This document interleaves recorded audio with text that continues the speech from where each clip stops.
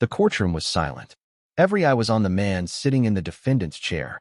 Charles Remington III, heir to a billion-dollar real estate empire, sat with his arms crossed, smirking. His crisp navy blue suit was worth more than most people's annual salaries. His hair was slicked back, his expensive watch gleamed under the fluorescent lights, and his polished leather shoes rested comfortably on the floor. He did not stand. Everyone else had risen when Judge Malcolm Wright entered. The judge, a tall black man with a calm but powerful presence, took his seat at the bench. The bailiff had instructed everyone to stand, as was customary in any courtroom. Yet, Charles remained seated, his lips curling in disdain. The tension in the room thickened. The judge's eyes locked onto Charles, but his face remained unreadable.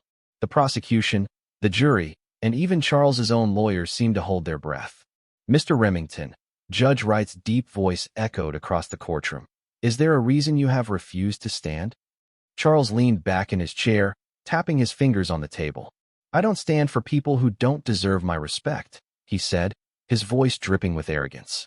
A collective gasp rippled through the room. Even the bailiff, a man who had seen it all, looked stunned. Judge Wright said nothing for a long moment. The weight of his silence was heavier than any words. The air itself seemed to hum with anticipation. Then, in the calmest tone, he spoke. "Very well." He picked up his gavel and rapped it against the wood. "Bailiff, please escort Mr. Remington into custody. Court is adjourned." The room exploded into murmurs. Charles shot up from his seat now, outrage flashing across his face. "You can't do that. I'm Charles Remington. My family." But the bailiff was already by his side, cuffs in hand. Charles had walked into that courtroom expecting to leave untouched, free as a bird. He had spent his entire life believing money could solve anything, that no one, not even a judge, had the power to bring him down. But as he was led away, the reality began to settle in. Something had changed, and everyone in the room knew it. 2 months earlier, Charles had been living his usual life, one of luxury, excess, and entitlement. He owned 5 penthouses across the country, drove cars most people could only dream of, and had never once heard the word no without finding a way to turn it into a yes. But his wealth had also bred recklessness. That summer, an incident had occurred, something that led him straight into the courtroom where he now sat in handcuffs. It had started with a party, a grand, over-the-top, invitation-only gathering at his family's estate. The kind where champagne flowed endlessly, celebrities mingled with politicians, and nobody thought twice about consequences. Charles had been at the center of it all, drinking, laughing, basking in the attention. Until the accident. A young woman, Grace Carter, had been hit by his car that night. Witnesses had said Charles was behind the wheel, speeding recklessly out of the driveway. But he had denied it. His lawyers had worked quickly, using every legal trick in the book to keep him out of jail. The public had been outraged. But Charles? He had barely cared. Until now. Because Judge Wright was about to show him a lesson money couldn't erase. And Charles Remington III was about to experience something he had never known before, powerlessness. As the bailiff led him away, Charles could hear the whispers behind him. He gritted his teeth.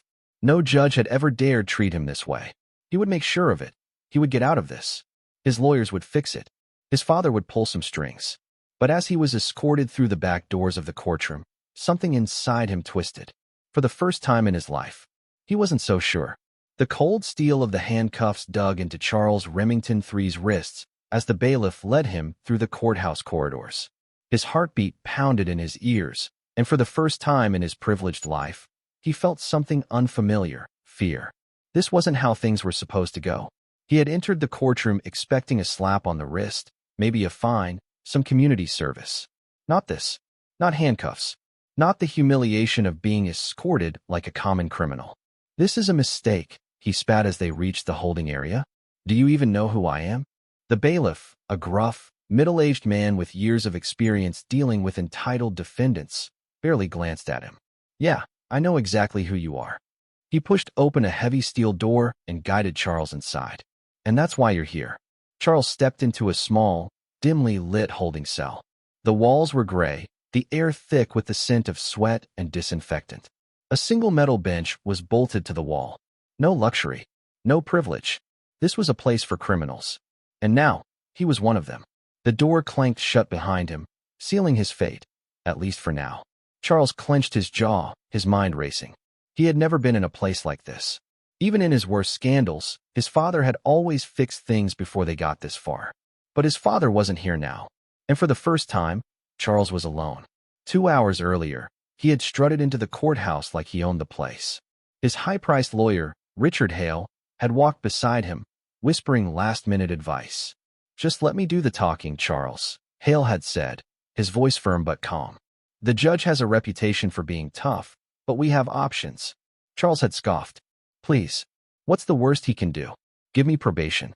He had chuckled, adjusting the diamond cufflinks on his sleeves. "This is nothing. Nothing." That word echoed in his head now as he sat in the cold cell, staring at the scuffed floor. He had refused to stand for the judge. He had thought it was a power move, a statement. But instead of asserting his dominance, he had found himself in handcuffs. How had things spiraled so fast? His thoughts were interrupted by the sound of keys rattling. The steel door swung open, and his lawyer stepped in, his face tight with frustration. "What the hell were you thinking?" Hale hissed. Charles lifted his chin, trying to regain control of the situation. "That judge disrespected me first." Hale let out a slow breath, rubbing his temple. "You have no idea what you just did." He pulled out his phone, scrolling through the screen before holding it up for Charles to see. Charles's stomach dropped. His face was everywhere. News headlines flashed across the screen. "Billionaire heir refuses to stand for black judge. Immediately arrested." Charles Remington III's courtroom meltdown shocks nation. Justice served? Judge holds entitled heir in contempt. Social media was even worse. Clips of the moment had already gone viral. Comments poured in. Finally, someone putting these rich punks in their place. "Judge Wright is my hero." Remington really thought he was untouchable, huh? Guess not. Charles felt his pulse quicken. He had been in scandals before, sure. Partying, reckless spending, the occasional lawsuit. But this was different. People weren't just mocking him. They were celebrating his downfall. He had always been able to ride out bad press, to wait until the next scandal took over the headlines. But something told him this wouldn't go away so easily. "What's next?" he asked, keeping his voice steady. Hale sighed. "The judge is holding you in contempt. You'll be spending the night here." Charles's eyes widened. "What?" "You heard me," Hale said. "And considering how you just disrespected a federal judge in open court, you should be thankful it's just one night." Charles opened his mouth to argue, but the words died before they could form. He had spent his life in penthouses, private jets, and five-star hotels. Now, he was about to spend the night in jail, and there was nothing he could do about it. The next morning, Charles was exhausted. He had barely slept, the hard bench offering little comfort. The reality of his situation was sinking in, and for the first time, he was beginning to realize he might not be as invincible as he once thought. When the guards finally came to retrieve him, he straightened his posture, schooling his face into an expression of indifference. He would not give anyone the satisfaction of seeing him shaken. As he was led back into the courtroom, he expected to see the same judge, the same disapproving glances. Instead, he was met with a sight that made his blood run cold.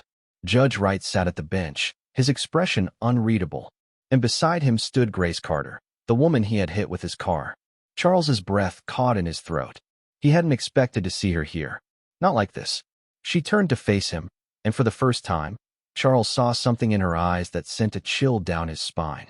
It wasn't anger. It was disappointment. And somehow, that was worse. Judge Wright tapped his gavel. Court is now in session. The weight of the moment pressed down on Charles as he took his seat. This wasn't over. Not by a long shot. Charles sat in his chair, his back stiff, his hands clenched together. The weight of the handcuffs from the night before still lingered in his mind. But now, something even heavier sat in his chest. Grace Carter. She stood at the front of the courtroom beside the prosecutor, her eyes steady but tired. The last time Charles had seen her, she had been lying in a hospital bed, her body wrapped in bandages, her face bruised and swollen. That night had been a blur for him. Too much alcohol, too much confidence, and too little concern for the world around him. He had barely remembered getting into the car.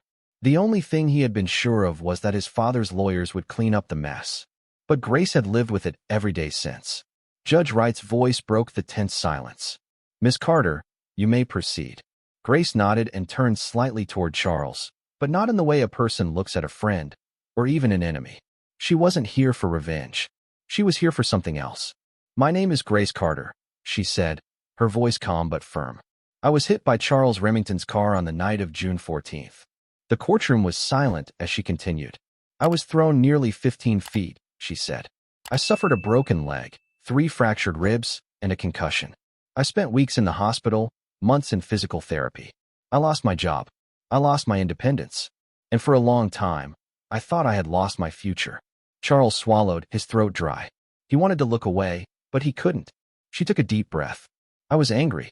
At him. At the system. At the idea that people with money could do whatever they wanted and never have to face the consequences." Charles's jaw tightened. He had heard all of this before, from protesters, from social media, from the reporters who followed him around waiting for his next mistake. But this time, it felt different. Because she was standing right in front of him. Grace exhaled slowly. "But I don't want revenge." Murmurs rippled through the courtroom.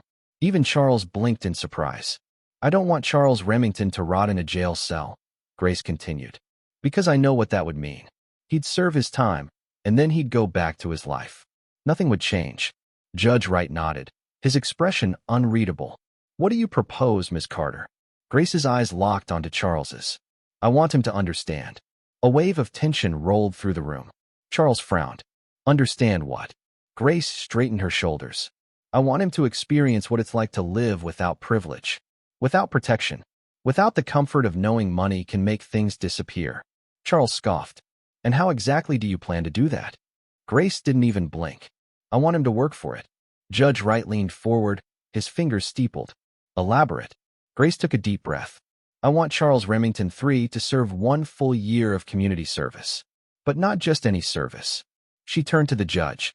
"I want him to work in the community where I grew up, where I had to struggle for everything I have, where people don't have safety nets.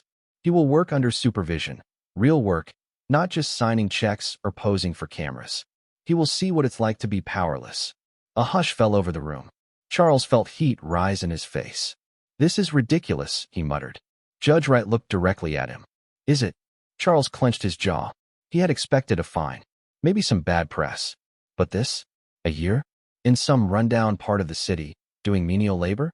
Hale leaned over, whispering, "You should take this seriously, Charles. If the judge sentences you to jail instead, it won't be a country club prison. It'll be real time.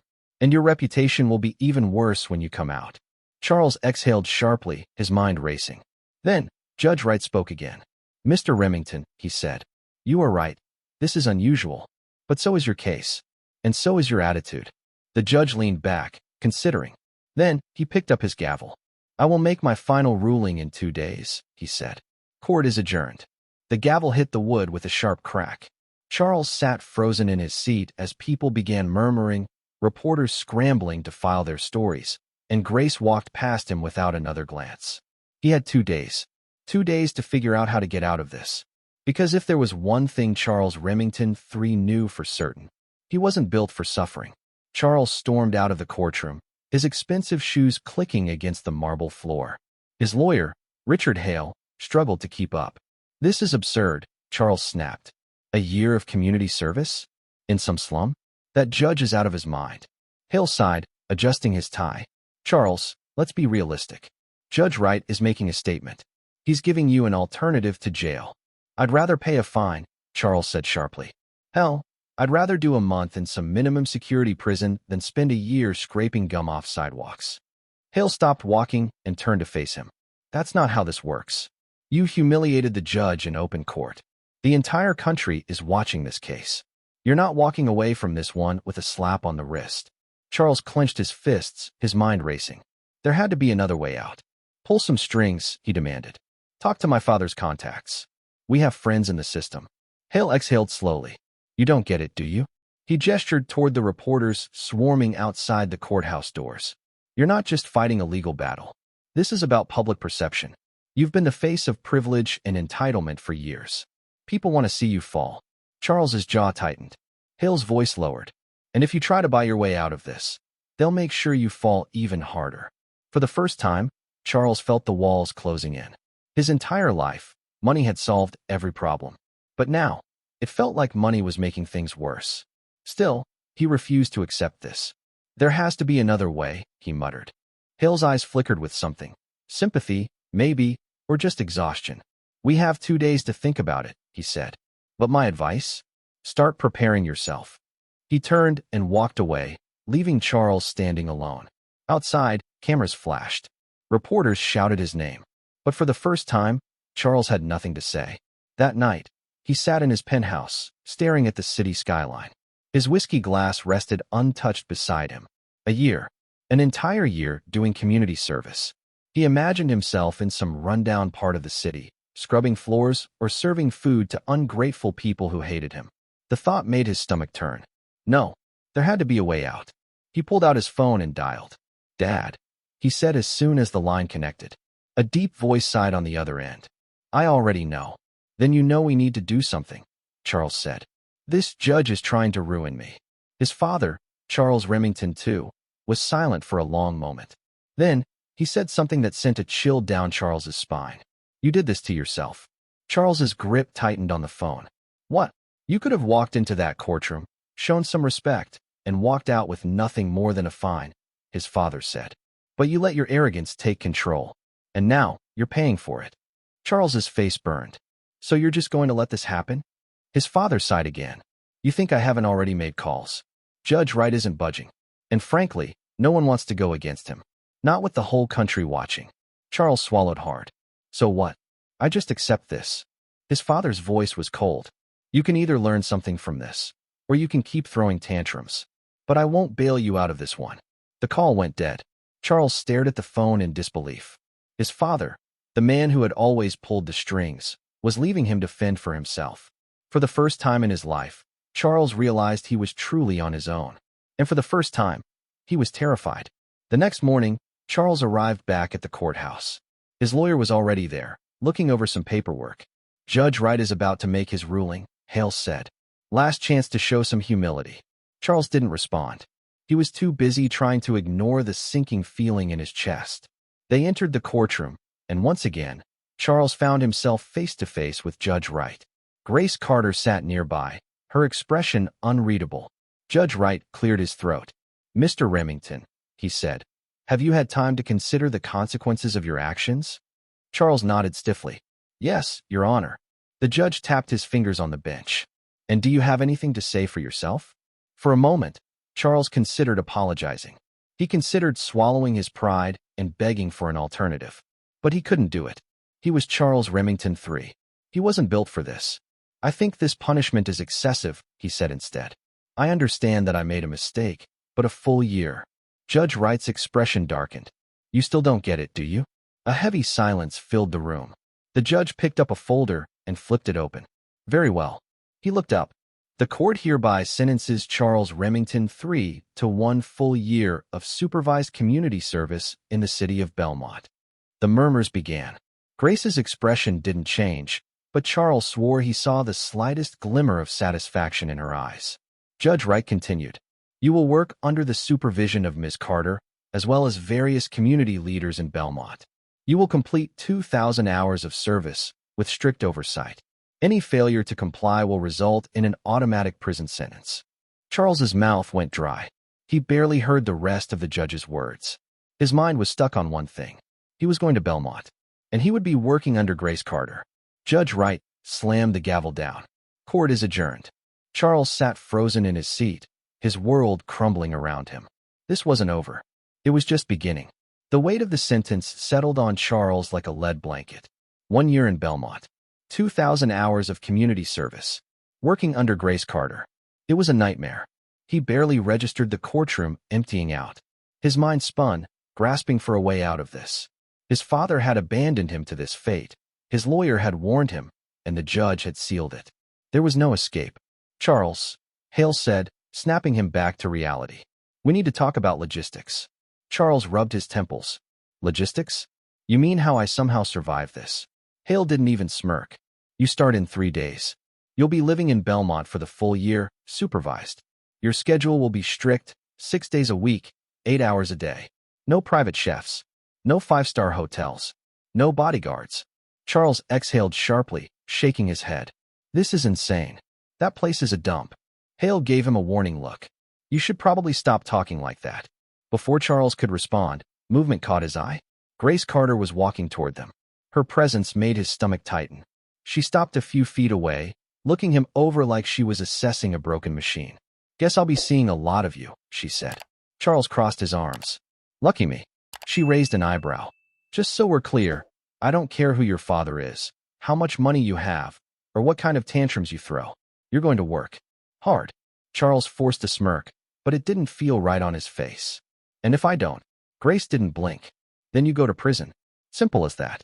A cold wave of reality washed over him. She wasn't bluffing.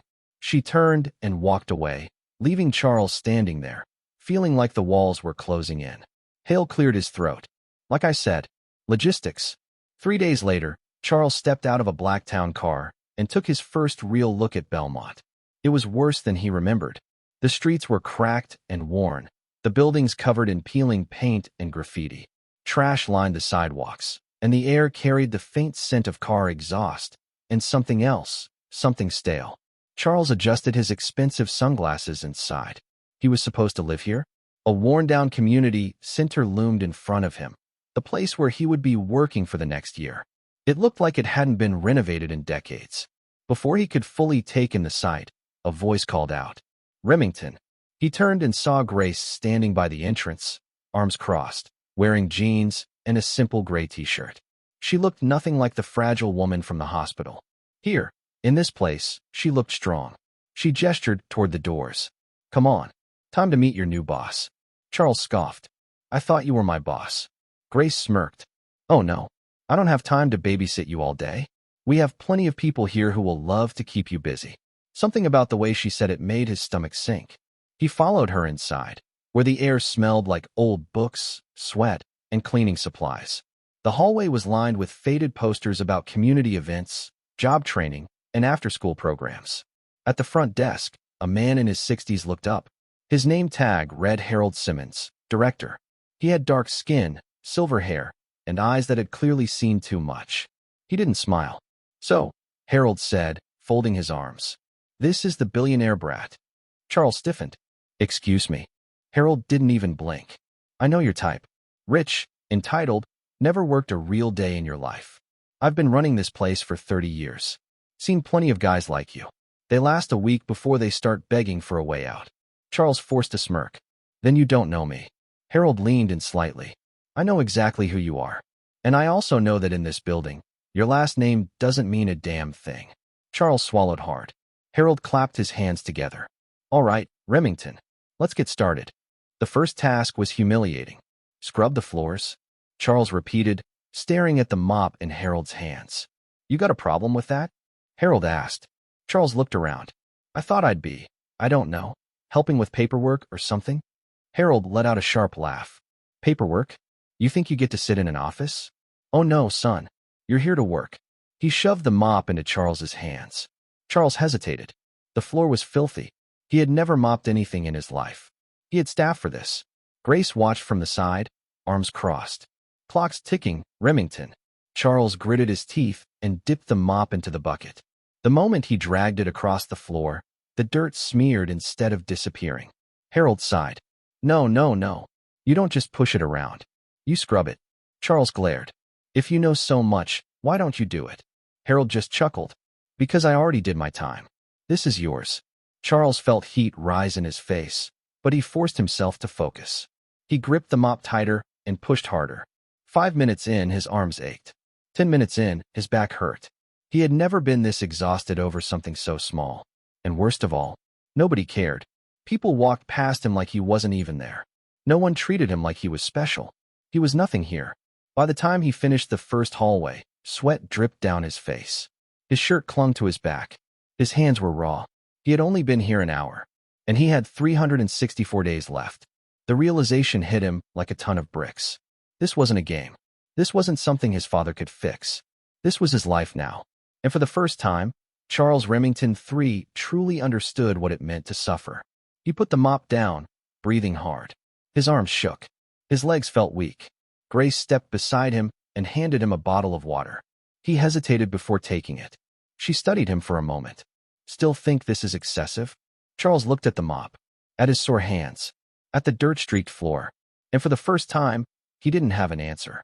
Charles woke up sore. His arms ached. His back throbbed. Even his fingers felt stiff from gripping the mop for hours the day before. He groaned and turned over, expecting the soft sheets of his penthouse bed. Instead, his head smacked against a thin, lumpy pillow. The mattress beneath him was hard, the sheets rough. The air smelled faintly of dust and mildew. This wasn't home. It was Belmont. Reality hit him all over again. He was stuck here. With a heavy sigh, he sat up. His new apartment was barely more than a box. One tiny bedroom, a kitchenette, and a bathroom with a sink that dripped constantly. The walls were bare. The furniture was cheap and old. A far cry from the luxury penthouses and five-star hotels he was used to.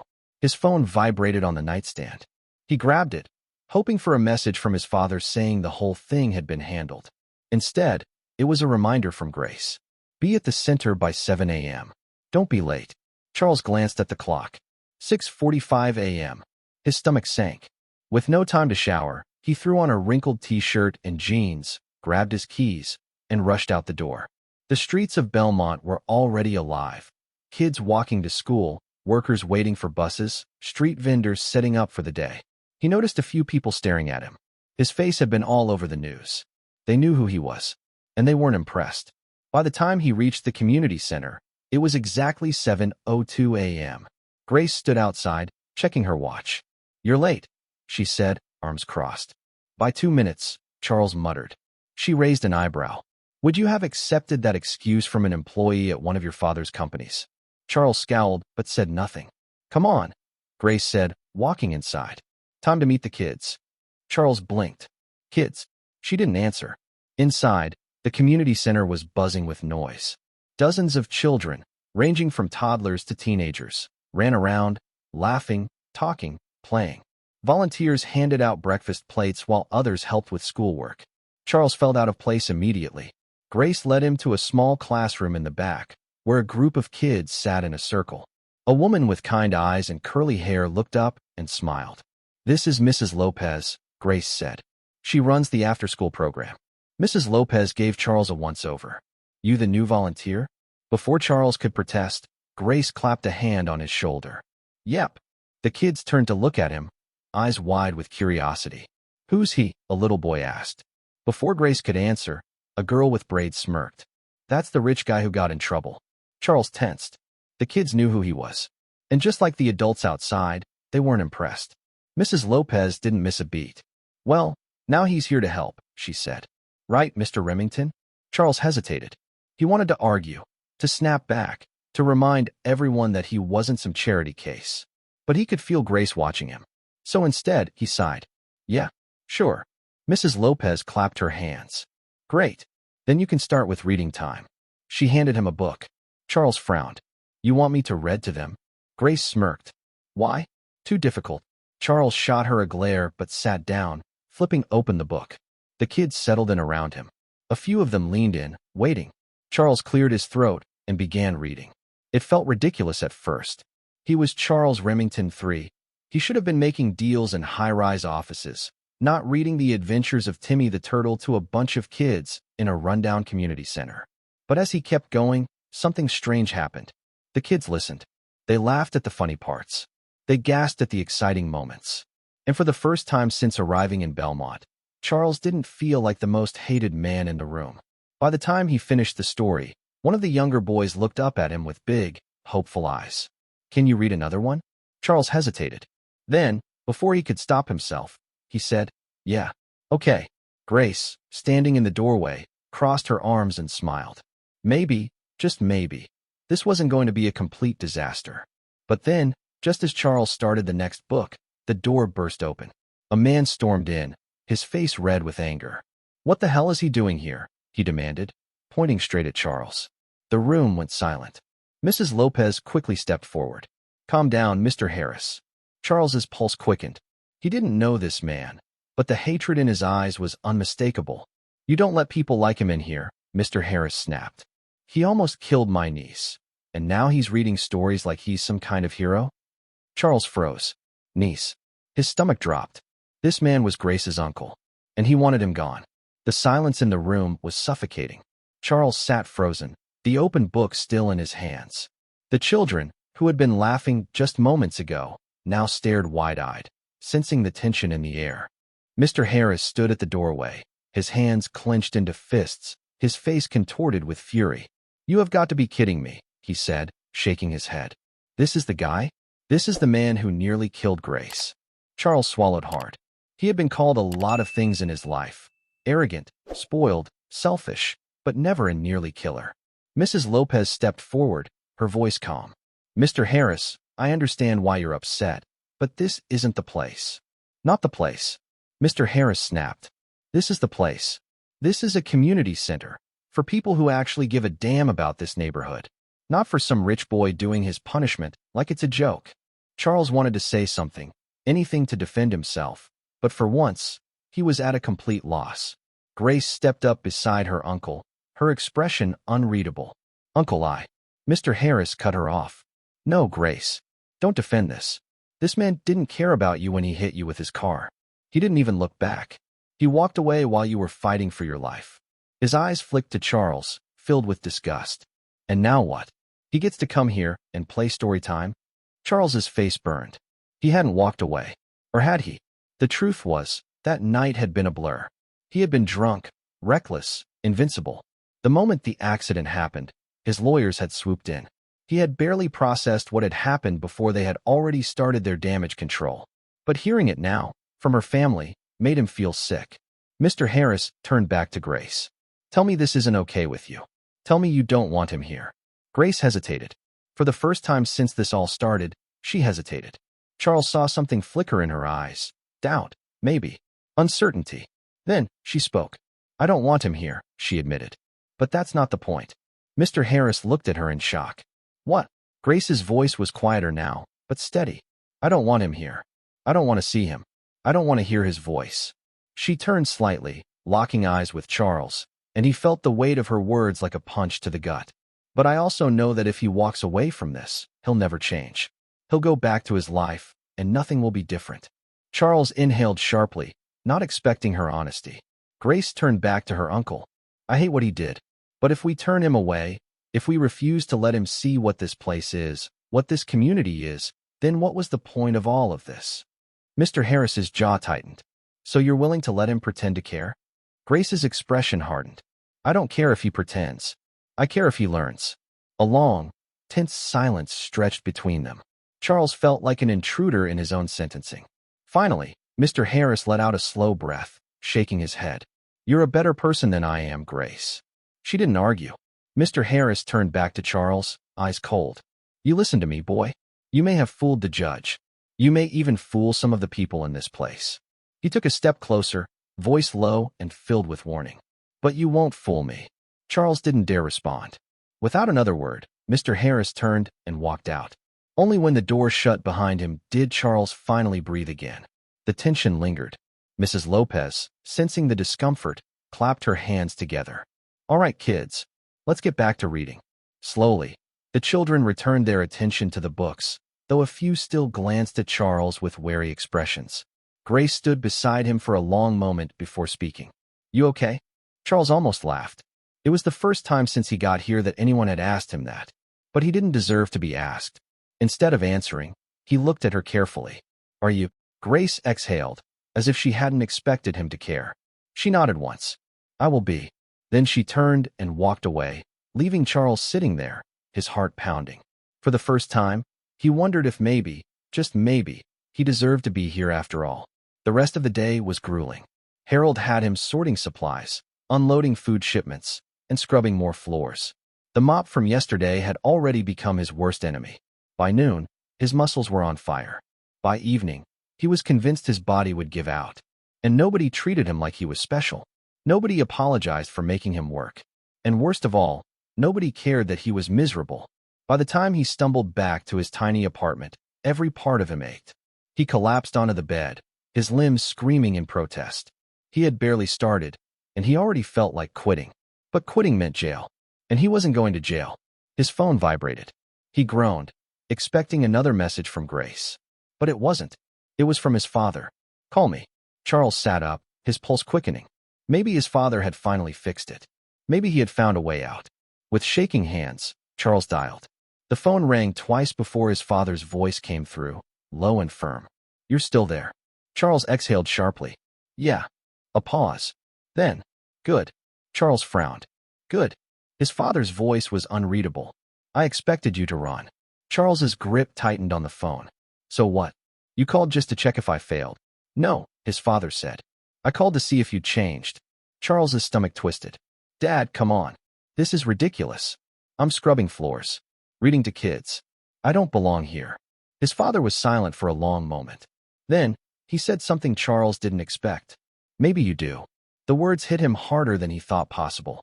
Before Charles could respond, his father continued. "You have 1 year to prove that's not true." And then the line went dead. Charles sat there, staring at the phone, his chest tight. He had spent his whole life believing he was above people like this. Above people like Grace, like Harold, like the kids at the center. But for the first time, he had this sinking feeling that maybe, just maybe, his father was right. Maybe he did belong here. And that scared him more than anything. Charles barely slept that night. His father's words echoed in his head like a haunting melody. "Maybe you do." He hated how much those words got under his skin.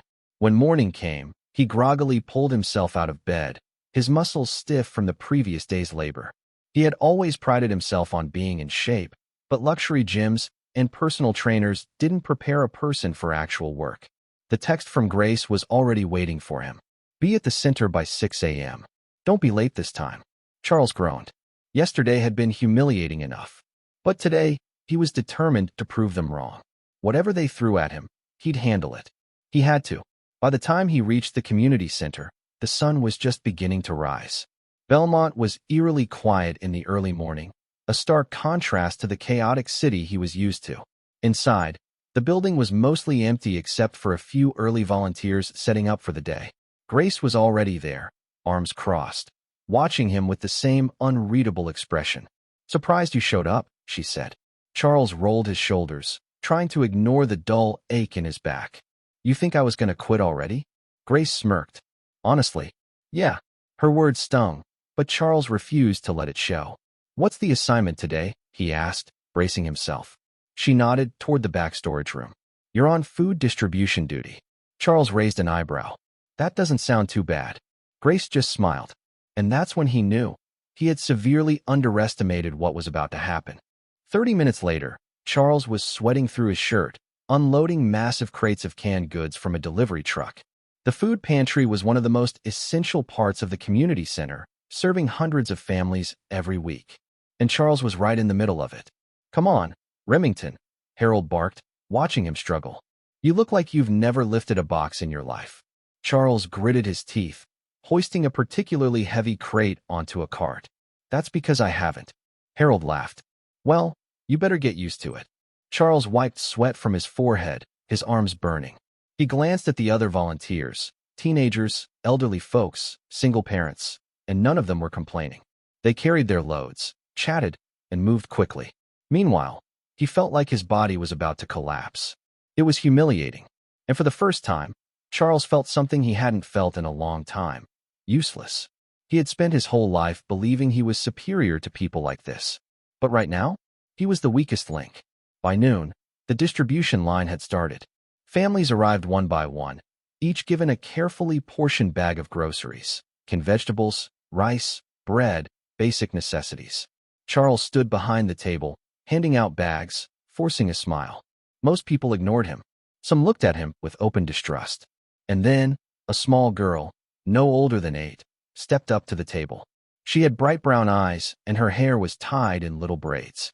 She clutched her mother's hand, looking up at Charles with innocent curiosity. "Mommy, he looks like the man from TV." Charles stiffened. The mother shot him a glance, cold, guarded.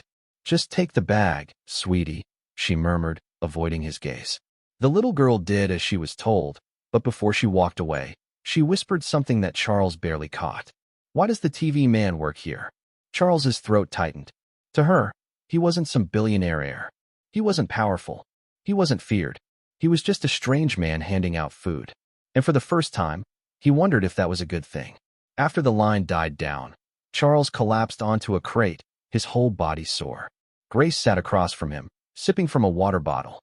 You survived. Charles let out a breathless laugh. Barely. She smirked. Not bad for a spoiled rich boy. He rolled his eyes, but didn't argue. He was too exhausted. For a long moment, they sat in silence. Then, Grace spoke again, quieter this time. You've never had to struggle for anything, have you? Charles hesitated. He could lie, or he could tell the truth he had never admitted to anyone. I thought I did, he muttered. But after being here, I'm starting to think I don't even know what struggle is. Grace studied him, her expression unreadable. Then, for the first time since he arrived, she gave him a small nod. Progress. It wasn't much, but it was something. That night, Charles lay in bed, staring at the ceiling. For the first time in his life, he didn't feel powerful. He didn't feel in control. And strangely, for the first time ever, he wasn't sure if that was a bad thing. But just as that thought settled, a loud bang echoed outside his apartment. Then another, and another. Gunshots.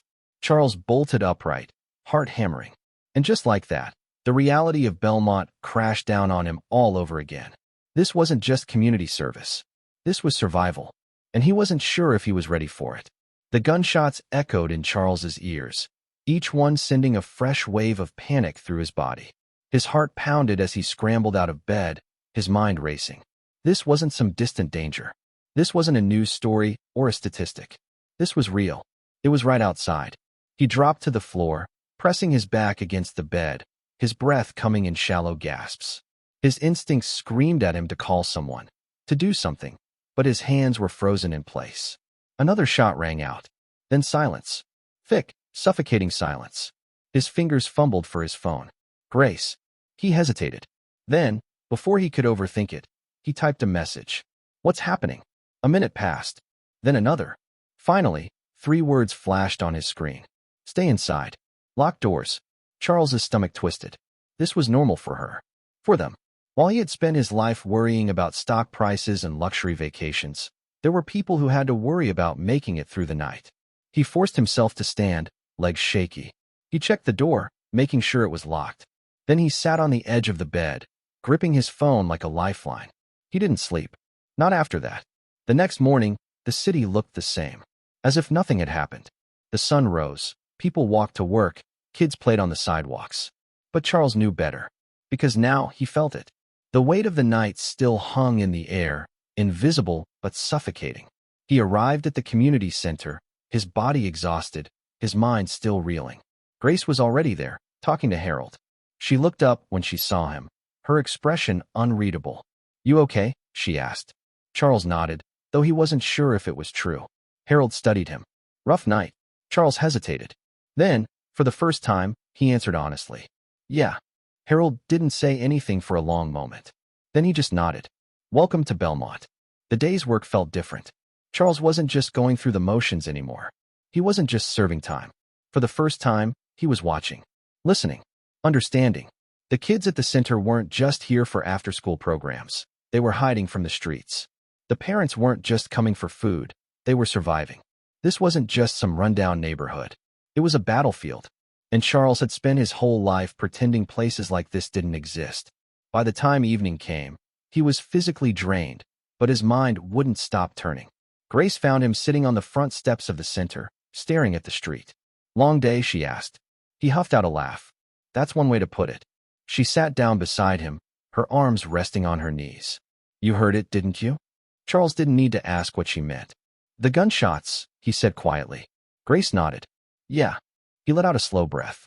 Is this normal? Her expression was grim. More than it should be. A bitter taste filled his mouth. This wasn't some punishment. This was their life. And for the first time, Charles realized just how little he actually knew about the world outside of his wealth. He turned to Grace. How do you do it? She frowned slightly. Do what? Live like this, he said. Day after day. Just hoping nothing happens. She stared at him for a long moment, then exhaled. You don't hope nothing happens, she said quietly. You just keep going. Charles swallowed hard. For the first time, he wasn't sure if he was strong enough for this. But he also knew one thing for certain. There was no going back. Not now. Not ever. Charles never thought he'd reach a point in his life where waking up sore, exhausted, and dreading the day ahead would become normal. But here he was, 2 weeks had passed since he arrived in Belmont. The days were grueling, long hours of lifting, scrubbing, and running errands. The nights were restless, filled with distant sirens, the occasional gunshot, and the weight of exhaustion pressing on his chest. But something else had changed. People still didn't like him, but they tolerated him. The glares had softened into indifference. Some of the volunteers even gave him nods when he passed. The kids still whispered about him, but they no longer seemed afraid of him. He wasn't accepted, but he wasn't an outsider anymore. That should have been a relief. Instead, it terrified him, because the longer he stayed, the more he realized something he had never admitted to himself. He had never truly belonged anywhere. Not in the boardrooms, not at the extravagant parties, and, somehow, not even here. The morning started the same way it always did. Grace handed him a clipboard the moment he walked into the center. "Grocery deliveries today," she said. "There are 2 stops, one at the senior housing complex and one at the shelter." Charles took the clipboard without complaint. 2 weeks ago, he would have scoffed. Now he just nodded. He loaded the food boxes into the center's van alongside a few other volunteers. The job was simple: drive to the locations, unload the supplies, make sure the people got what they needed. But simple didn't mean easy. Belmont's streets were different in the daylight. The cracked sidewalks, abandoned buildings, and faded graffiti painted a picture of a city that had been forgotten. As Charles pulled up to the first location, the senior housing complex, he saw a group of elderly residents already waiting outside. Some leaned on canes, others sat in wheelchairs, their eyes filled with quiet patience. One woman, small and frail, clapped her hands when she saw the van. "Harold sent the good food today, huh?" she said with a toothless grin. Charles hesitated before stepping out of the driver's seat. The woman's eyes flicked to him, recognition sparking in her face. She nudged the man beside her. "That's the boy." Charles stiffened. The man squinted at him. "The one from TV?" Charles sighed. "Yeah, that's me." The woman gave him a long look, then shrugged. "Well, you better hurry up, son. I ain't got all day." Laughter rippled through the small crowd. Charles blinked, then exhaled a breath he hadn't realized he was holding. No hatred, no disgust, just an old woman reminding him that work was work. So he got to it. The next stop was different. The shelter wasn't just a place for food, it was a last resort. It housed people with nowhere else to go, mothers with young children, elderly folks abandoned by their families, and men who had once had power, men like him. Charles didn't realize he was staring until Grace nudged him. "You okay?" He swallowed, nodding. "Yeah, just thinking." Grace didn't push, which was something he appreciated about her. She never pried. They unloaded the supplies quickly, passing out meal kits and bottled water. But just as they were finishing, a voice called out. Well. Charles turned. A man sat on the steps of the shelter, his clothes worn but clean, his posture still straight despite his circumstances. His hair was streaked with gray, but his sharp blue eyes held a familiar gleam. Charles recognized it instantly. It was the look of a man who had once owned the world and lost it. "You," the man said, pointing a slow finger at Charles. "I know you." Charles stiffened. "Remington," the man continued. "Your father is Charles Remington too." Grace looked between them. "You know him?" The man chuckled, shaking his head. "Knew him. A long time ago." He leaned forward, his eyes glinting. "Worked in finance. High-stakes investment deals. Thought I was untouchable." His lips curled into a bitter smile. "Sound familiar?" Charles felt something cold settle in his stomach. The man let out a slow sigh. "Then I made a mistake. Got greedy. Lost it all." He gestured around him. "And now here I am." The weight of the moment pressed down on Charles like a vice. This man, who had once stood in the same rooms as his father, who had once been him, was sitting outside a shelter, living on handouts. It was the first time Charles had ever truly seen his own future. And for the first time, he realized something. He was one mistake away from ending up exactly the same. That night, Charles sat on the floor of his apartment, staring at nothing. The exhaustion from the day sat heavy on his body, but his mind wouldn't rest. He thought about the old man, about his father's words, about the realization that had hit him like a freight train. He wasn't above any of this. He never had been. And the worst part? For the first time in his life, he wasn't sure if he deserved to escape it. Charles didn't go straight to the community center the next morning. Instead, he found himself standing outside the shelter, staring at the crumbling brick walls and the people shuffling in and out. His chest felt tight. The old man's words from yesterday echoed in his head. Thought I was untouchable. Sound familiar? It did. Too much. A part of him didn't want to go inside. He wanted to pretend yesterday hadn't happened, that the conversation hadn't left a deep, uncomfortable mark on him. But something in him, something new, forced his feet forward. Inside, the shelter smelled like coffee, cheap soap, and something faintly metallic. A few people glanced at him, but quickly looked away. They didn't care who he was. They only cared about survival. And then he saw him. The old man sat at a table near the corner, nursing a cup of black coffee. Charles hesitated. Then, before he could second-guess himself, he walked over and sat down across from him. The man raised an eyebrow. Didn't think I'd see you again. Charles cleared his throat. I wanted to ask you something. The man sipped his coffee. Shoot. Charles hesitated. He didn't know how to phrase what was clawing at his chest. How did it happen? He finally asked. The man chuckled darkly. You mean how did I go from the boardroom to the streets? Charles nodded. The man set his cup down, his expression unreadable. It didn't happen all at once. That's the thing. Charles frowned. What do you mean? The man leaned back. People like us? We think we're invincible. We think our money, our power, our connections will always save us. He tapped the table with a finger. And for a while, they do. Charles swallowed. But then, the man continued. One day, something slips. A bad deal. A lawsuit. A scandal. You tell yourself it's fine. You'll bounce back. He smiled, but it didn't reach his eyes. But then it happens again. And again. And suddenly, the people who once kissed your boots? They're nowhere to be found. A cold chill ran down Charles's spine. He could see it. He could feel it. The slow fall. The loss of power. The realization that the world only valued you as long as you were useful. The man's eyes darkened. And by the time you finally understand, it's too late. Charles's throat felt tight. He wanted to argue. He wanted to say, that won't happen to me. But for the first time in his life, he wasn't so sure. Because for the first time, he could see how easily it could. The man studied him. You're lucky, you know. Charles let out a bitter laugh. Yeah, really lucky. The man shook his head. No, you still have time. Charles stilled. You're young. You have resources. You're here, instead of sitting in some cushy office, pretending the world outside doesn't exist. The man's lips curled into something almost like a smile. The question is, what are you going to do with that? Charles didn't have an answer. And that scared him more than anything. By the time he arrived at the community center, Grace was already waiting for him. You're late, she said. Charles barely heard her. His mind was still tangled with the conversation at the shelter. Grace frowned, tilting her head. What's up with you? Charles hesitated, then exhaled. I met someone, he said. She raised an eyebrow. A someone or a someone? Charles rolled his eyes. Not like that. Her smirk faded. Who? He hesitated. A man who used to be like me. Grace's expression softened. And Charles let out a slow breath. And he's not anymore. Grace studied him for a long moment. Then, to his surprise, she sat down on the steps beside him. What did he tell you? Charles ran a hand through his hair. That power is temporary. That one mistake can take everything away. Grace was quiet for a moment.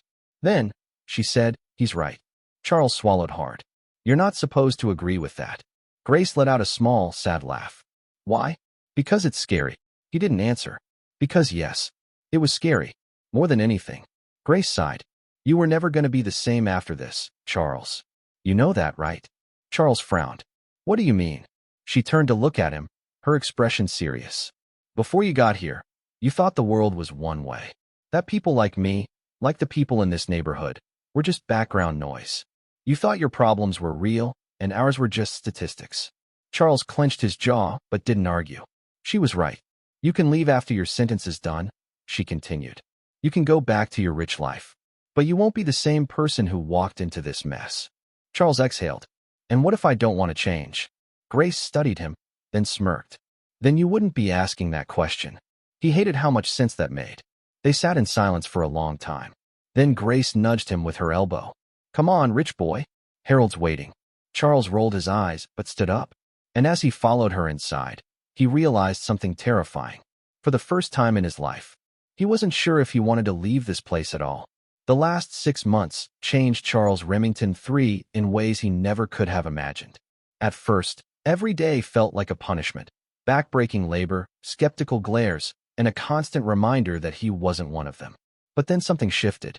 He stopped counting down the days. He started recognizing faces, not as strangers, but as people. The elderly woman at the food pantry, who always asked for an extra loaf of bread for her sick neighbor. The kids who ran up to him, not because they saw a rich man, but because they saw a guy who read them stories. The exhausted single parents who whispered thank you after receiving their meal kits. Slowly, Belmont stopped feeling like a prison. And for the first time in his life, Charles started to feel like he belonged. His sentence was almost over. 1 month left. Then, he could go back. Back to the penthouses. Back to the private jets. Back to the world where power came easy. Except now, the idea of leaving made his stomach twist. Harold saw it before Charles even admitted it to himself. "You're different, kid," Harold said one evening, watching Charles restock the supply shelves. Charles scoffed. "Is that your way of saying I finally know how to use a mop?" Harold smirked. "Nah, you care now." Charles rolled his eyes. "I always cared." Harold raised an eyebrow. "Did you?" Charles opened his mouth, but no words came. Because the truth was, no. Before this, he hadn't cared. Not really. He had cared about himself, his reputation, his comfort. But now, he cared about the kids who depended on this place. The families who had nothing but this shelter. The community that fought every day just to survive. And suddenly, the life he used to worship, the money, the power, the endless safety nets, felt empty. Harold clapped him on the shoulder. "You're at a crossroads, Remington. You leave, you forget this place, and you go back to being your father's son." Charles swallowed. "Or," Harold continued, "you figure out what kind of man you want to be." Then he walked away, leaving Charles with the question that had haunted him for months. Who was he now? And did he even want to go back? The day before his sentence officially ended, Charles sat on the community center's rooftop, staring at the city. Beaumont looked different now. Or maybe he was different. Grace found him there, just like she always did. "You're thinking too hard," she said, dropping beside him. Charles let out a breath. "Tomorrow, it's over." She nodded. "Yep." Silence stretched between them. Then, softly, Charles asked the question that had been clawing at him. "Do you think I'll forget?" Grace turned to him, her expression unreadable. "What?" He swallowed. "Do you think I'll go back to my old life and pretend none of this happened?" Grace studied him, her eyes sharp. "That depends." "On what?" She smirked. "On whether you actually learned anything." Charles let out a bitter chuckle. "What if I don't know what to do next?" She nudged him with her elbow. "Then maybe that's the first real problem you've ever had." He sighed, running a hand through his hair. Then, before he could stop himself, he asked, "If I stayed, would you care?" Grace stilled. For the first time, he saw something flicker in her eyes, something softer, something unsure. Then, she looked away. "You have to decide that for yourself, Remington." The next morning, his time was up. His lawyer, Hale, was already waiting outside the community center. The town car was polished and sleek, just like the life he was supposed to return to. Charles stood in the doorway, watching it, his stomach churning. Hale gestured toward the car. "It's over, Charles. You can go home now." Charles didn't move. For 6 months, all he had wanted was to escape. But now he wasn't sure if home was where he had come from. His father had expected him to return unchanged. The world had expected him to be the same arrogant heir he had always been. But the people here had never expected anything from him. And yet, they had given him everything. Charles turned away from the car, walking back toward the center. Hale's voice rang out. "Charles." He stopped in the doorway but didn't look back. "I think I'll stick around for a while," he said. Then, without another word, he stepped inside. And for the first time in his life, he knew exactly where he belonged.